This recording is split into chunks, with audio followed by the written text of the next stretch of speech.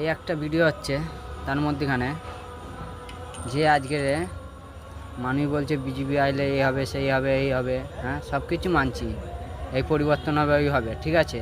কিন্তু যারা তৃণমূল করতো এই ভিডিওটা যেন সারা লোকের কাছে যেন পৌঁছায়, আগে তো আমি বলে দিচ্ছি। আর আমি কোনো পার্টির সাপোর্ট অতটা করি না, ঠিক আছে। ভিডিওটা সাচ্চাভাবে বানাচ্ছি, কিন্তু যারা তৃণমূল করতো তারা বিজেপিতেও জন দিচ্ছে কেন? তার পরিবর্তনের মানেটা কী হলো? দেশের পরিবর্তনের মানেটা কী হলো? তৃণমূল করবে, তৃণমূল মানে তৃণমূলের লোককে নেবো কেন? কারণটা কি নিয়ে? সেই তো চুরি হবে, আবার দুর্নীতি হবে, আবার তো চোর বদনাম হবে, দেশের নাম আবার খারাপ হবে, মহিলাদের ফের ধর্ষণ হবে, রেপ হবে, ফের তো হবে।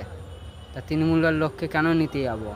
আমাদের আজকে বলে দিচ্ছি, আমার বাড়ির তার দুর্গাপুরের ওখানে একটা তৃণমূল করতো, তার নাম বলছি না, তারা তৃণমূল করতো, তাকে আবার বিজেপিতে নিয়েছে। তার কারণটা কি? সব জায়গায় দেখছি আজ তৃণমূলের লোককে নিচ্ছে। তার নতুন ছেলেগুলো কোথায় গেছে? মরে গেছিলো।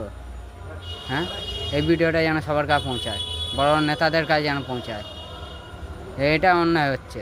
দেখো, দেশ বদলেছি, ভোট দিয়েছি যখন দেশ পাল্টানোর জন্য, মহিলাদের সুরক্ষার জন্যে, কিন্তু কি সেই তো ধর্ষণ আবার শুরু হয়ে যাবে। তাহলে তৃণমূলের লোককে আমি কেন নিতে হবে? যারা চুরি করেছে, দুর্নীতি করেছে, তাদেরকে জেলে ঢোকানো উচিত আছে। তারা কেন বাইরে ফের আবার ঘুরে বেড়াবে? সেটা তো কেউ আওয়াজ তুলে কথা বলতে পারছে না। আর যদি নিজের চোখে আমি ভিডিওগুলো দেখছি, তাহলে কি দরকার ছিল আমাদের সরকার বদলানোর? কারণটা কি? আবার যদি এরকম হয়, ফের একটা ভিডিও বানাবো। যদি কোনো মা বোন যদি ধর্ষণ হয়, তার আমি ফের ভিডিও বানাবো এই নিয়ে।